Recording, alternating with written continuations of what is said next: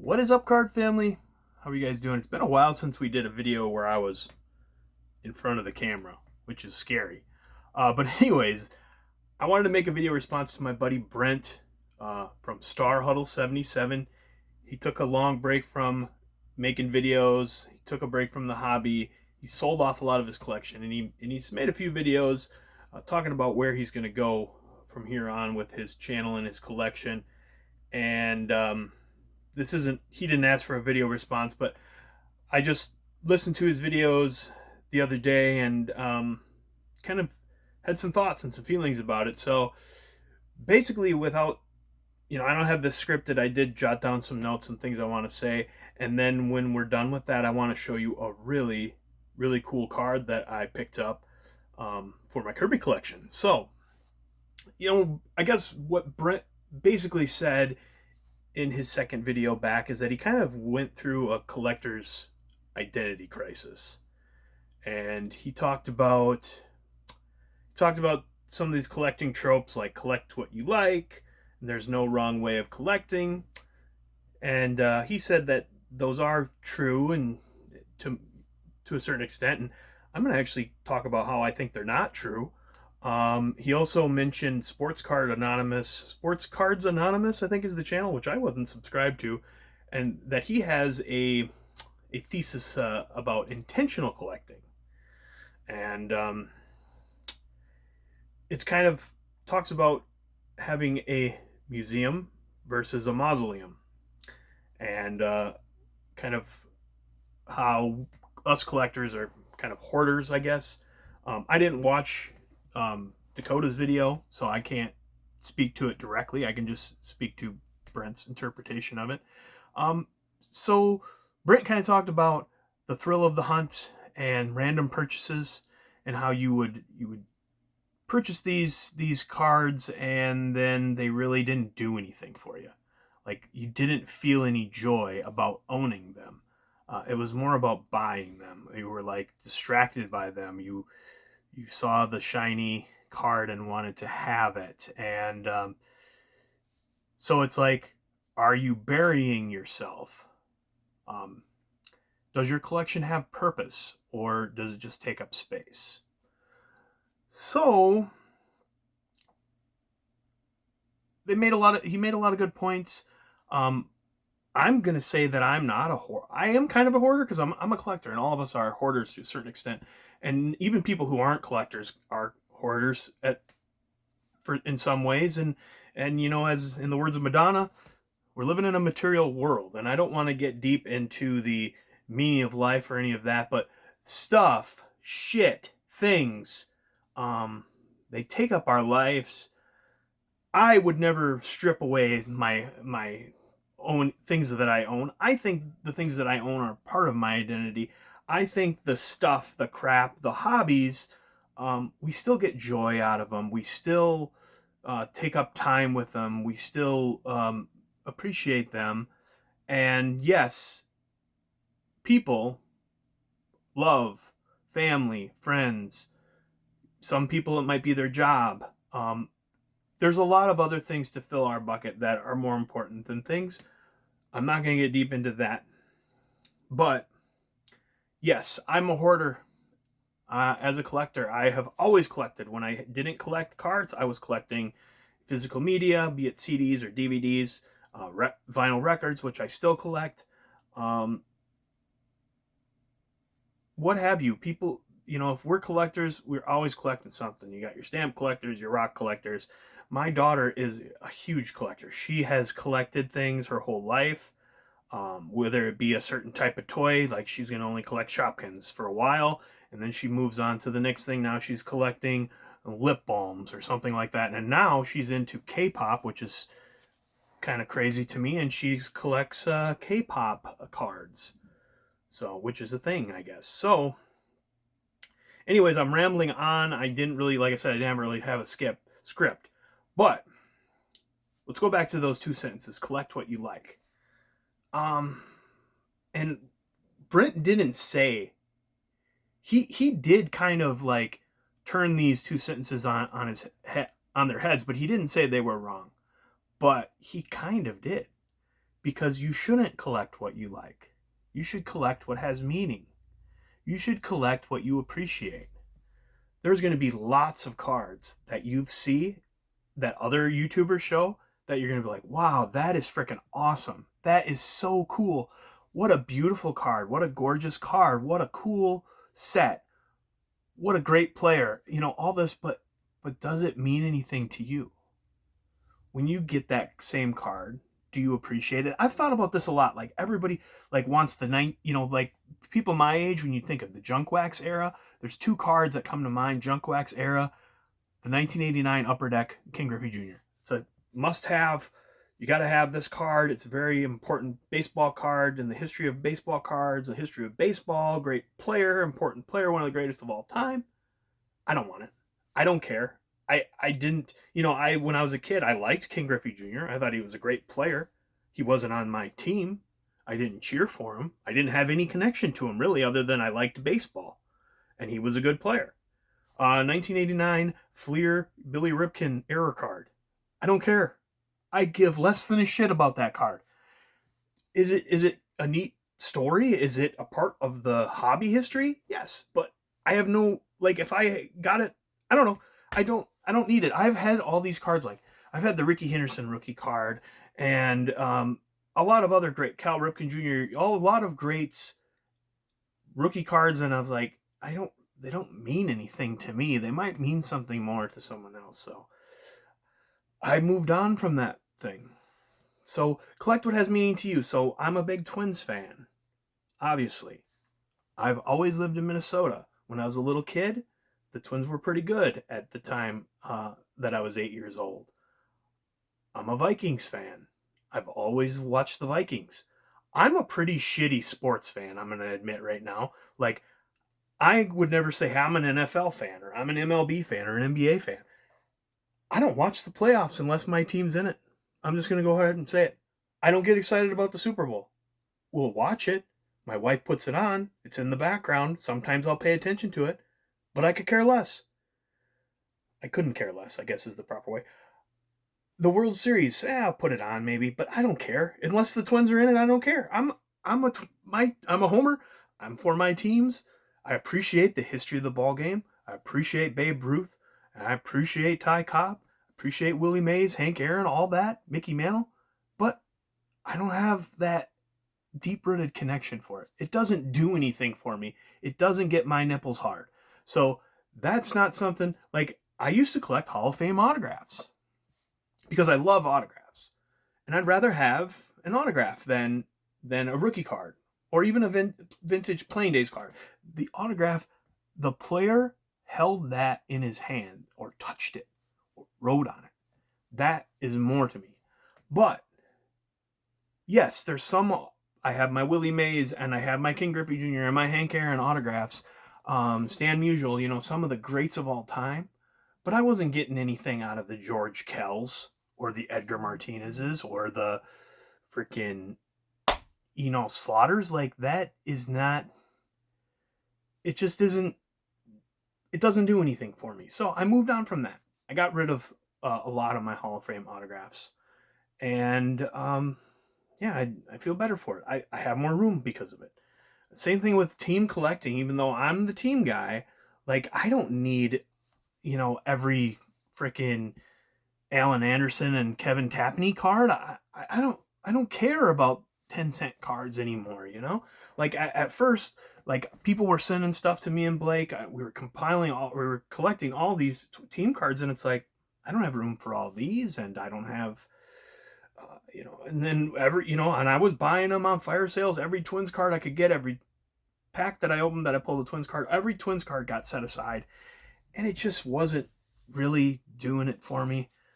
So I sold a majority of my Twins collection to my brother. So maybe he'll have a collecting identity crisis at some point and move on from them. But yeah, I'm a player collector. I love refractors. I love autographs. I love my team history. So I want to get rookie cards of the greats and the good players. I want to get refractors. I want to get autographs. I'm going to keep my Twins autograph PC. I love that as a project. Here's another thing. I I said I was a hoarder earlier, but when it comes to my baseball card collection, I consider myself more a compiler. Like, I'm the Harold Baines of collecting. I love spreadsheets.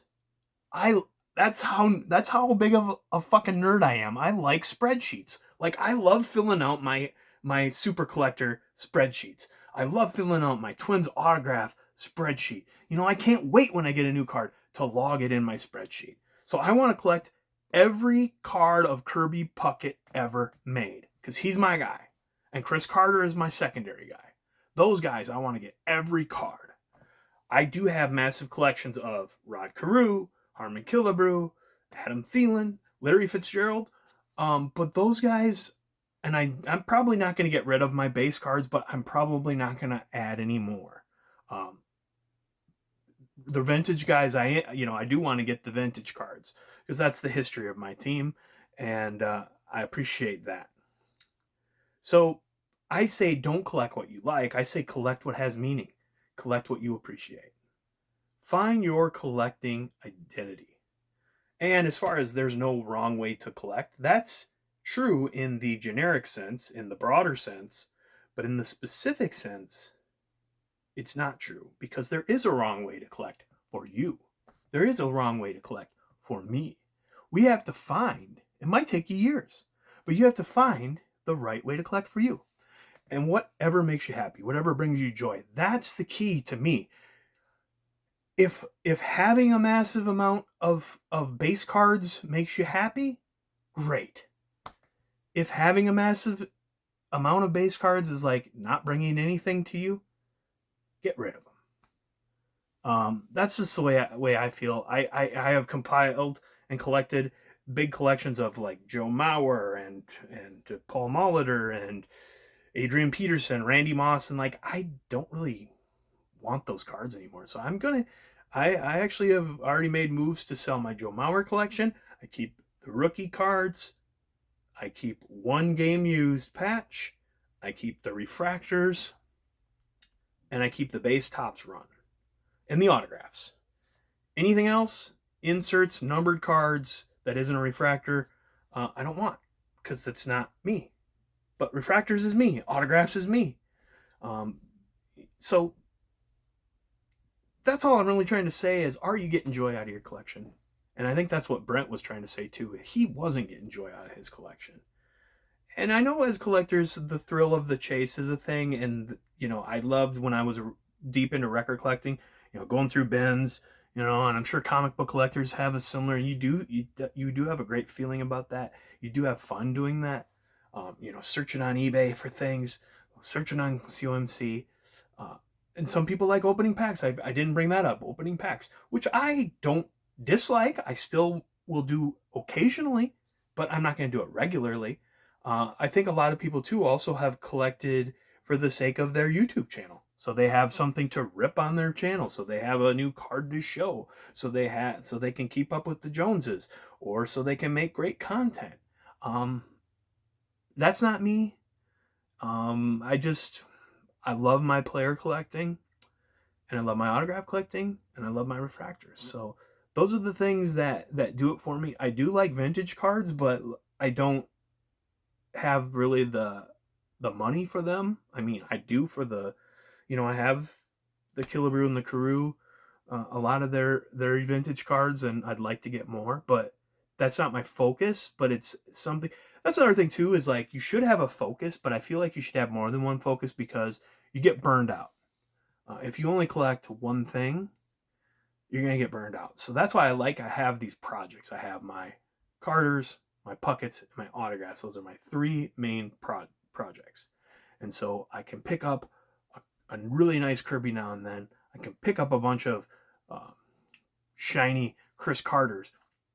But if I get bored of that, or I can't find anything, I can just sit there and idle, or I can go get some Twins autos. And I love doing that. And I love filling out my Twins auto spreadsheet. And I love seeing where I'm at and how many percentage of active or of all-time players do I have an autograph of. So that's my spiel. I have talked for 15 minutes. But yeah, whether it be autographs or player collecting, team collecting, set building, ripping packs, you only like Hall of Famers, whatever, a certain type, make sure you're doing it not just because. Do it because it brings you a good feeling. And that's my advice. So now I'm going to turn this camera around and I'm going to show you a card that, when I saw it, brought me good feeling. So hold on to your horses. All right, everybody. So before I show the card, I just want to go back on a couple of things that I said in my little babbling. I want to make it clear that I didn't mean that you shouldn't want to collect the Billy Ripken error card or Griffey or whatever. I was just trying to say, for me, it doesn't mean anything. So I'm not pooping on the card, not saying that it's bad if it does mean anything to you.